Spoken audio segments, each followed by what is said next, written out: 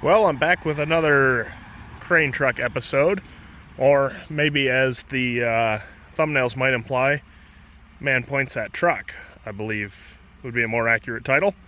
But went to the store and got a pressure gauge and then got the wrong fittings, and it's Sunday and the local place isn't open, and I'm not driving 45 minutes again to get the right fitting. So we'll wait till tomorrow to start pressure testing the crane unit. But might as well take use of a nice day, and we're gonna put the bed on. Originally my whole plan was I thought it'd be really cool if I got the crane working and I used the crane to pick the bed up and set it on the truck. You know, so then the truck helped build itself, essentially, was kind of my goal. But I want something to do today, so we're going to, that's going to be sitting here. We're going to take the old dirty Ford landscape tractor. Hasn't been ran all winter, and we're going to use that. Oh, we'll go back to one-time zoom. We're going to use that to put the bed on. Go across the yard here and show you what I got for a bed. Which also, when you see it, will explain why there's those weird protrusions on my receiver hitch. So back here in the actual graveyard, these trucks still have some hope. I intend to fix them. This is kind of just garbage back along the fence.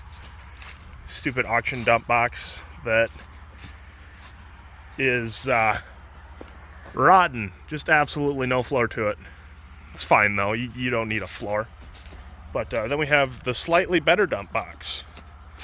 And got this from a guy down the road that I work with, actually. Just a homemade little flatbed dump box thing. Nothing special, but it is exactly the right length we need to go from the back of the frame to where the crane sits on that truck chassis. So that means it's perfect for our application.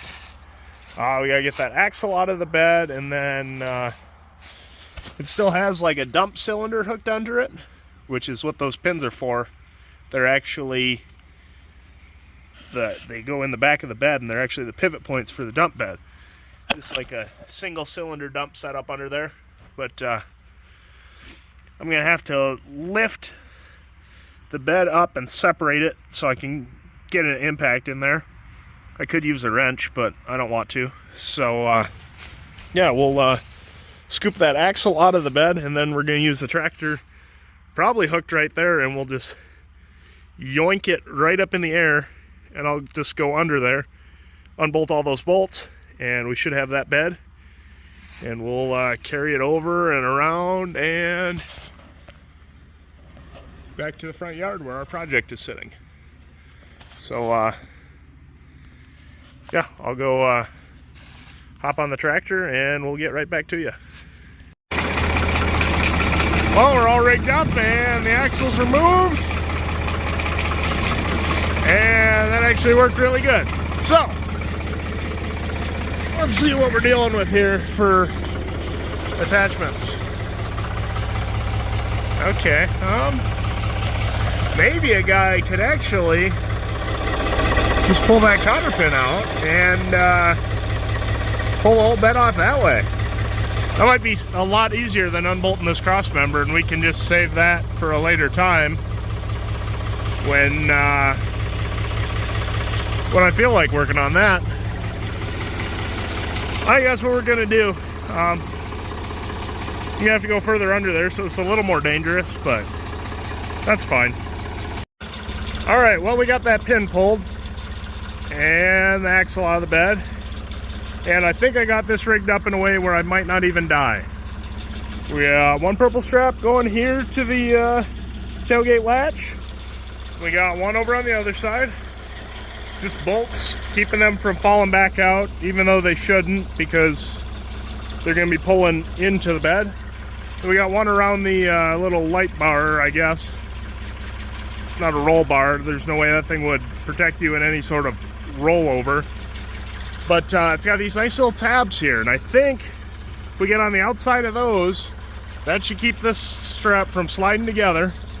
And then we'll just rig it up so both these loops and then this all go right over my sketchy bent up receiver ball. And yeah, we might get it across the yard without dying. It's gonna probably hang pretty weird, but that's what I can do with the rigging I have. Well, here goes nothing. We'll see what this does.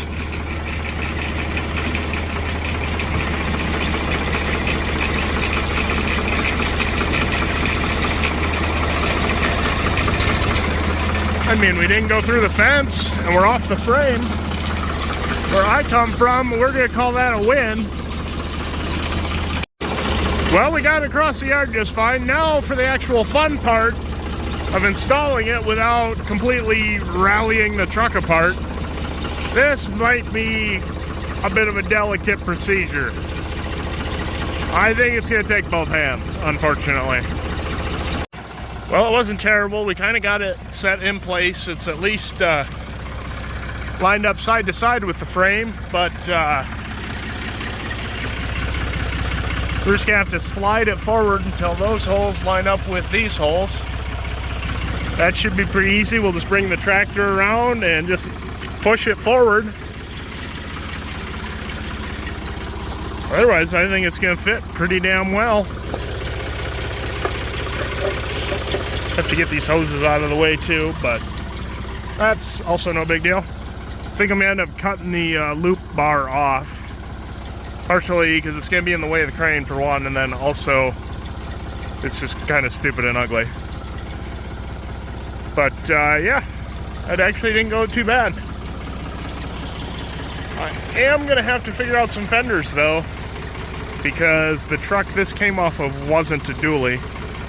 Might just cut some propane tanks in half or something for that.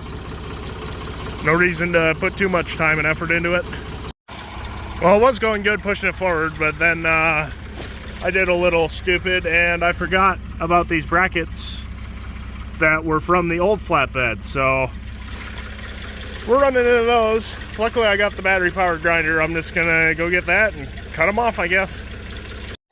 Well, we're running out of light here, but we got those brackets cut off, and now all we gotta do is just use the corner of the bucket, give it just a little gentle tap. Nope, we're too far to the side. We're twisting the bed off it.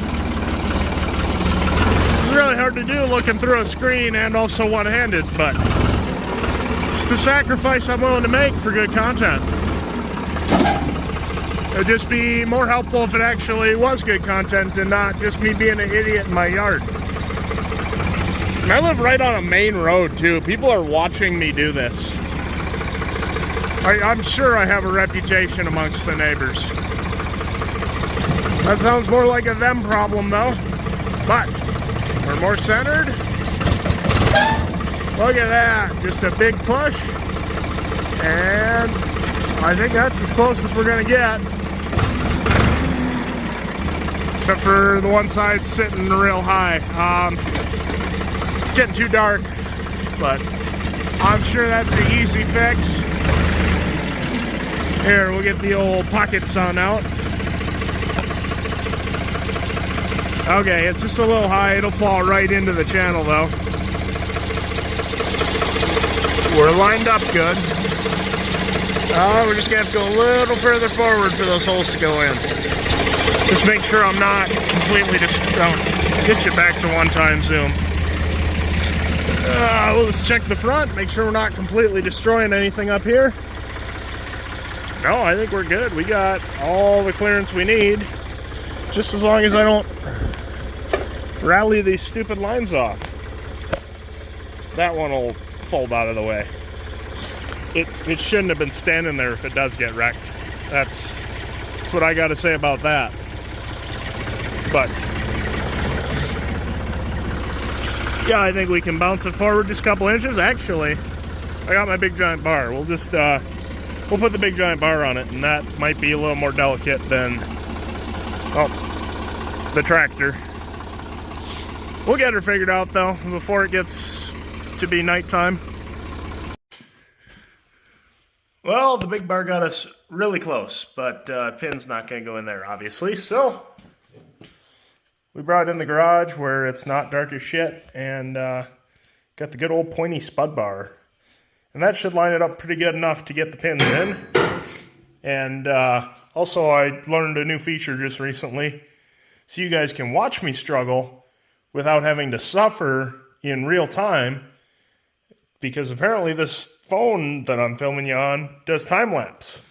So we're going to put you on the tripod and you can just watch me struggle for an unreasonable amount of time putting 2 pins in. This shouldn't take that long for a normal person, but I got a room temperature IQ, and a hammer is my favorite tool. So we'll let you watch that and see what you think.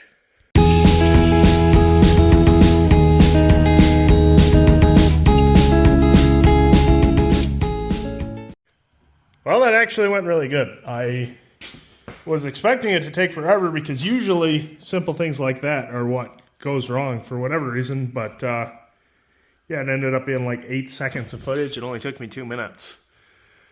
So now I feel pretty dumb for hyping it all up. I thought that was going to be difficult. So I guess we will move on to the next step, which is cutting the big loopy bar off. And that is going to take some time at least, because I didn't clean any of the trash out of the bed, so that's all going to light on fire. It's welded fairly securely, actually, and I kind of want to save and reuse this pipe because it's pretty heavy wall stuff. It might make a good bull bar someday. So we'll time lapse that. Maybe that'll be more interesting than the first time lapse.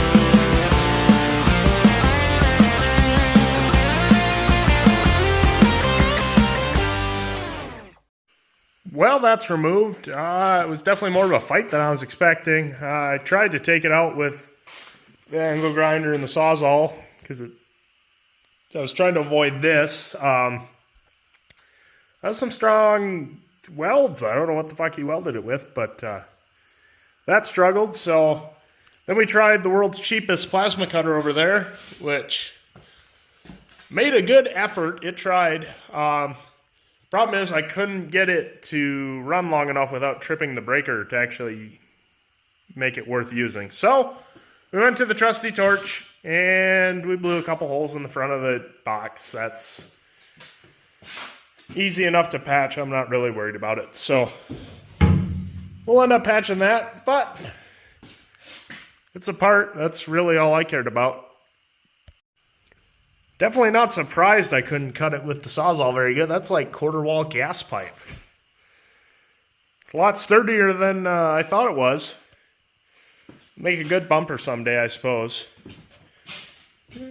Didn't get into this side too bad. That side I really just annihilated with the torch, but whatever. Don't really need that section anyway. We need like from this bend up. Should be about perfect, so... actually, maybe I should film this at 0.5. A lot better field of view that way. But yeah, that'll go in the save it for another day pile. And I'm not even going to worry about fixing that for now. That might be a ways down the road before I care enough to fix those holes. Just wait until that gets all full of bees or something, and then I'll worry about welding, and then I'll get stung a bunch of times by whatever insects decide to move into that open tube with nice bee-sized hole in it.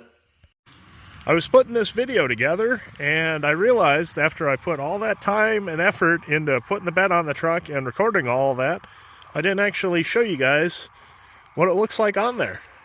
I think it looks pretty decent as far as flatbeds go. I mean, flatbeds are flatbeds. They they're there. They exist. But yeah, it's all kind of coming together. It looks like a truck again. Needs obviously a lot more work, but just looking at it actually is a nice motivator. You know, just gotta build some fenders, and really that's only a couple inches. I could probably get away with driving it like that. It's not probably the end of the world. But eventually this will do that, and that'll do this. Boink. And then we'll really be in business. We'll have something there.